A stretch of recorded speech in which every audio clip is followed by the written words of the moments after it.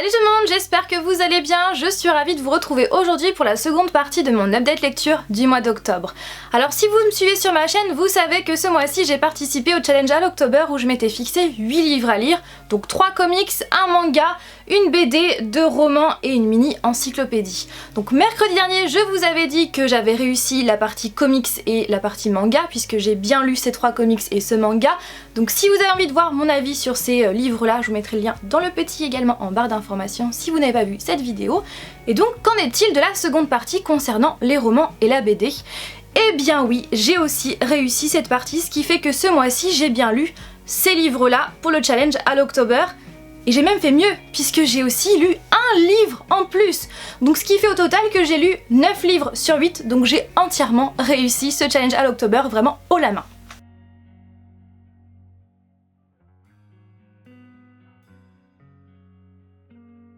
Tout d'abord ce mois-ci, j'ai lu le premier tome de la saga Miss Peregrine et les enfants particuliers en BD de Ramson Riggs et Cassandra Jean chez BD Kids.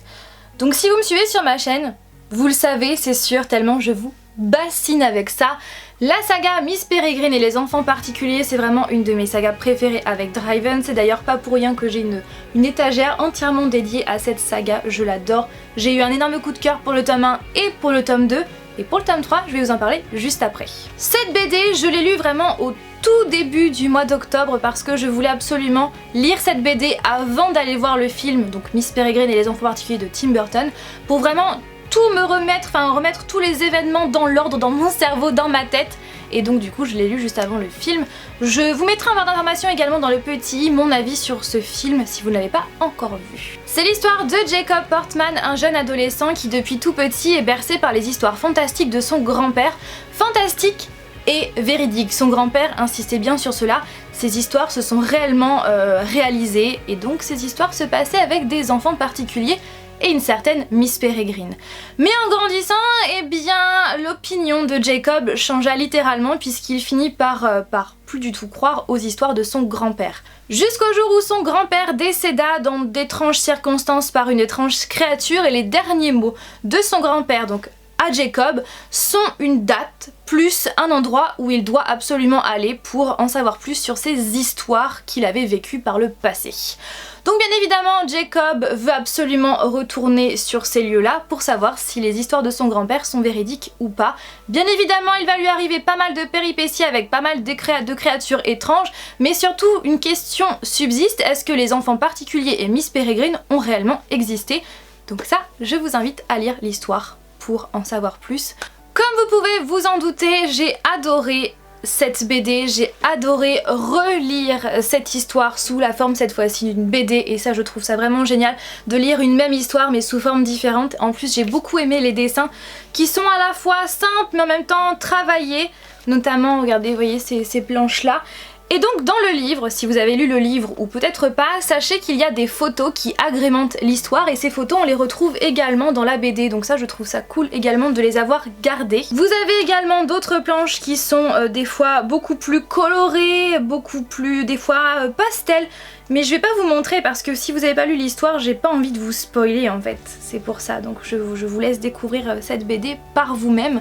Donc vraiment, encore une fois, j'ai adoré relire cette histoire sous forme de BD, donc vraiment je suis vraiment fan.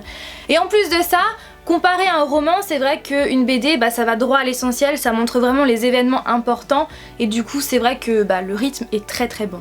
Bien évidemment je vous conseille cette BD que vous ayez lu le premier tome ou pas parce que oui c'est une saga que j'adore donc je continuerai encore et encore à vous la conseiller que ce soit sous forme de roman ou sous forme de BD. Donc le second tome, je pense qu'il va très bientôt sortir puisque lors de mon séjour aux États-Unis, le deuxième tome sous forme de BD était déjà sorti, donc je pense qu'il ne va pas tarder chez nous. Et voici le troisième tome en question, La Bibliothèque des âmes, toujours par Ransom Riggs et cette fois-ci par les éditions Bayard Jeunesse. Alors déjà comme toujours j'adore la couverture et vous avez toujours des photos qui viennent agrémenter l'histoire. Je vais vous en montrer 2 comme ceci. Et donc qu'est-ce que j'en ai pensé? Alors bien évidemment on suit toujours les aventures de Jacob, on suit toujours ses péripéties. Et qu'est-ce que j'en ai pensé? Eh bien encore une fois, j'ai eu un énorme coup de cœur. J'ai adoré ce troisième tome qui est Comme le premier, comme le deuxième, il est génialissime, vraiment génialissime. En plus, la saga se termine avec une fin vraiment explosive et il y a aussi une fin auquel on ne s'attend pas du tout. Et je dois vous avouer que une fois que j'ai lu en fait les derniers mots de la dernière page, j'étais pas très bien. J'étais pas très bien parce que je me suis dit ça y est, la saga est terminée et du coup j'étais pas très bien parce que ouais, je me suis dit mais voilà, c'est fini et je vais plus avoir d'aventure sur Miss Peregrine et les enfants particuliers et j'étais pas très bien. Mais j'ai une petite annonce, je vous en parlerai juste après. Encore une fois, cette saga, c'est vraiment, enfin ce troisième tome est touchant, il est passionnant, je l'ai lu quasiment, enfin je l'ai lu très rapidement. J'aime toujours autant les personnages, surtout Jacob et Emma. J'adore la façon de penser de Jacob, sa façon de penser, de parler, ses doutes, vraiment j'adore cette saga qui est aussi très poétique et qui aussi fait pas mal d'allusions notamment concernant la persécution des juifs. Donc vraiment, cette saga, ça a été un énorme coup de cœur du début jusqu'à la fin, que ce soit en termes d'histoire, que ce soit en termes de couverture, en termes de photos, c'est vraiment de très beaux objets livres. Si vous souhaitez lire cette saga, franchement, foncez, vous allez adorer. Alors j'ai déjà vu pas mal d'avis passer de personnes qui étaient justement en train de lire le premier tome, mais qui ne savaient pas si elles devaient continuer ou pas parce qu'elles n'arrivaient pas à rentrer dedans. Et bien même si vous n'arrivez pas à rentrer dedans, je vous conseille de continuer, vous n'allez pas du tout être déçus par la suite. Vraiment, continuez, c'est vraiment une perle. Bon, bien évidemment, ça n'engage que moi, ce n'est que mon avis, tout le monde ne partage pas cet avis. Et la fameuse annonce, eh bien je voulais absolument remercier Fanny. Fanny, si tu te passes par là, je te fais tout plein de bisous et je te remercie énormément pour cette nouvelle. Puisqu'en fait, donc Fanny c'est une booktubeuse, je vous mettrai le lien de sa chaîne en barre d'informations, donc c'est Fanny. Allez y faire un petit tour s'il vous plaît, parce que voilà, j'adore sa chaîne. Et donc sur Twitter, eh bien Fanny m'a fait parvenir une grande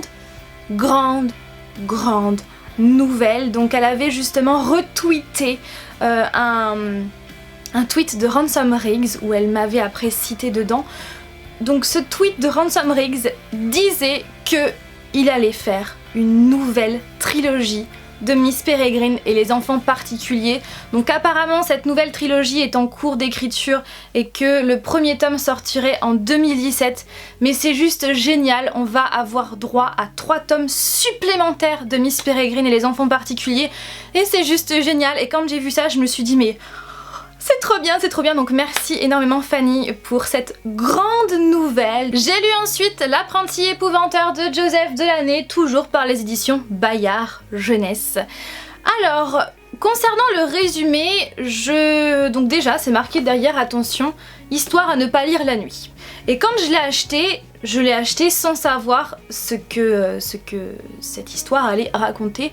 Je l'ai acheté parce que j'ai vu beaucoup d'avis très positifs, on me l'a énormément conseillé, donc c'est vrai que j'ai vraiment fait confiance à toutes ces personnes. J'ai vraiment découvert cette histoire au fil de ma lecture, donc si vous ne souhaitez pas savoir de quoi va parler ce livre-là, eh bien je vous invite à passer directement à ce temps de minutes là, donc n'hésitez pas à cliquer.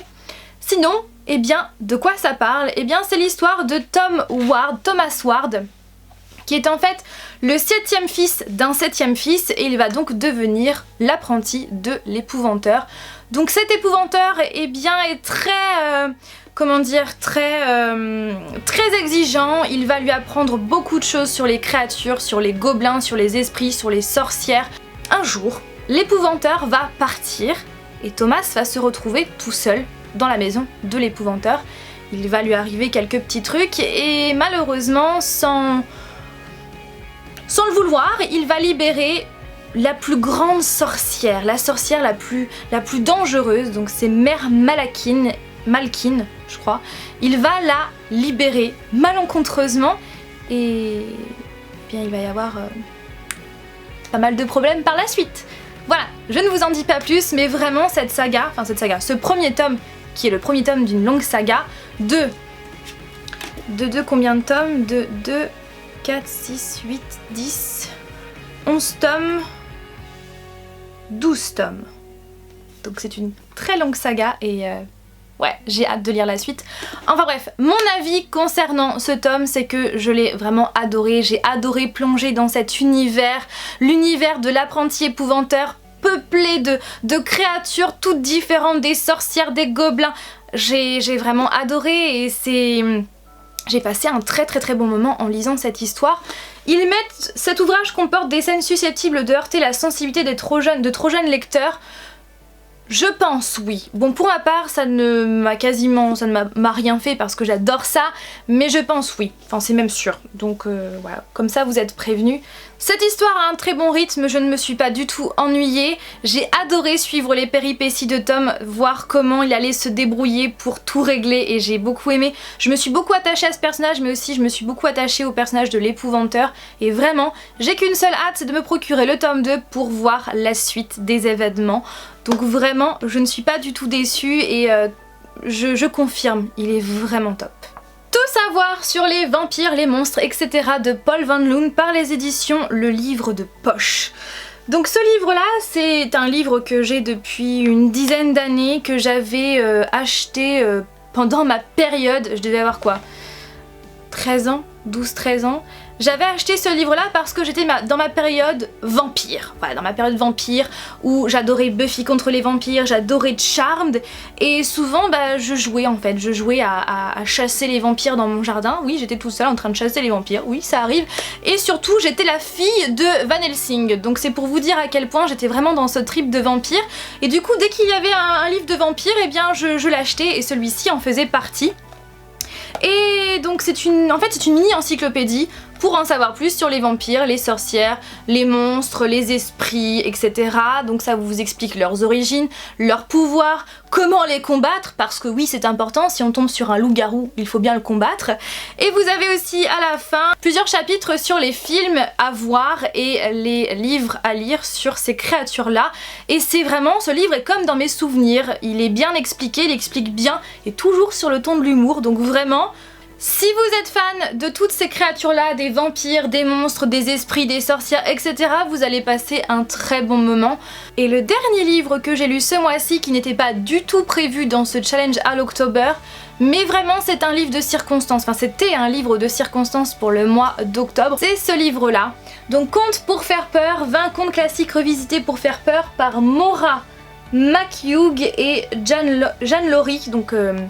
Jeanne Laurie a fait les illustrations qui sont vraiment très bien faites et c'est par les éditions Terre Éditions. Alors, comme vous l'avez compris, à l'intérieur vous avez 20 histoires sinistres à l'ambiance mystérieuse et macabre, âme sensible s'abstenir. Donc vous avez Blanche-Neige, vous avez Cendrillon, vous avez Le Petit Chaperon Rouge, La Belle au Bois dormant, Pinocchio, bref. Plein de récits de contes qui ont été revisités façon macabre. Et donc ce que j'ai déjà adoré dans ce livre-là, ce sont les dessins. Les dessins qui sont très particuliers, mais j'ai beaucoup aimé le coup de crayon.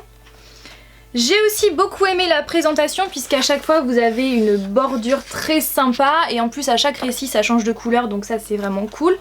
De plus, à chaque fois vous avez un petit dessin qui est au milieu du récit, ou des fois vous avez des phrases importantes du récit qui sont juste au milieu.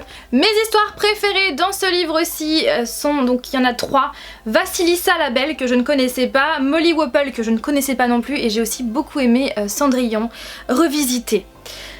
Et aussi j'ai beaucoup aimé redécouvrir des contes que je connaissais déjà mais de façon assez sombre. Et j'ai aussi aimé découvrir d'autres contes que je connaissais juste de nom mais que je n'avais jamais lus, et ça j'ai trouvé ça plutôt cool. Après je suis très mitigée et je devrais même dire que je suis très déçue par ce livre parce que en lisant 20 histoires sinistres à l'ambiance mystérieuse et macabre, âme sensible s'abstenir, clairement je m'attendais vraiment à des histoires, des contes revisités mais de façon vraiment macabre comme c'est écrit, de façon très sombre, très sinistre, très noire. Et en fin de compte, je suis assez déçue par ça parce que justement je ne m'attendais pas du tout à ça. Disons que dans ce livre-là, je vais classer les contes par 3 catégories. Vous avez la première catégorie des contes comme Cendrillon qui ont été très peu changés par rapport au conte de base. Il y a quelques éléments qui ont été changés de façon sombre, mais voilà, c'est très peu changé. Ensuite vous avez les contes qui, selon moi, n'ont rien à faire dans ce recueil-là, parce que une fois que je les avais terminés, je me disais mais pourquoi il est là? Il est où le macabre là-dedans? Il est où le sinistre?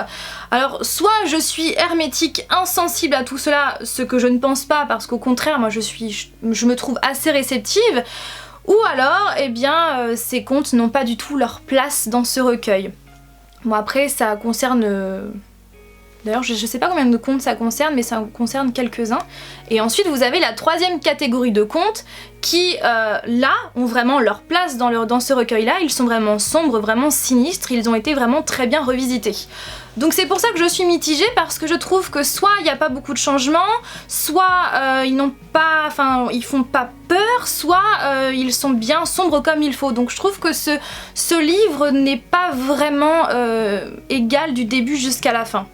Mais sinon je le conseille, vraiment je peux conseiller ce livre-là, ce conte-là, si vous avez envie de passer un bon moment à redécouvrir, à relire des contes que vous connaissez de façon donc revisitée, ou alors découvrir des contes que vous ne connaissez pas tout simplement comme moi, ce qui a été mon cas, puisque sur les 20 je connaissais pas les 20, ça c'est sûr et certain. Et voilà, et le dernier point négatif que j'ai à dire, là par contre c'est vraiment un point négatif, c'est l'écriture en fait. L'écriture est beaucoup trop petite. C'est beaucoup trop petit et ça fait trop mal aux yeux. Moi c'est vrai que j'ai eu mal aux yeux.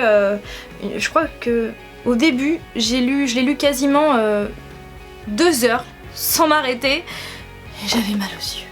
Parce que oui, on a l'impression que ça se lit super vite, mais en fait non, parce que c'est tellement petit, puis à chaque fois vous avez différentes colonnes, donc ça se lit pas si rapidement que ça finalement. Donc voilà, je suis mitigée pour ce dernier livre, vraiment je suis mitigée. Et qu'est-ce que je voulais dire? Bah oui, de toute façon c'est pas trop grave puisque je l'ai acheté 5 € chez Jiffy. 5 € chez Jiffy parce que je cherchais un couteau pour faire le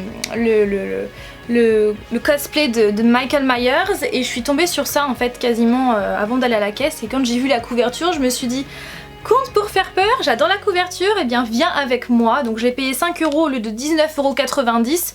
Au final j'ai passé quand même un bon moment parce que ça m'a permis de redécouvrir des contes ou d'en découvrir d'autres, mais je suis mitigée. Voilà.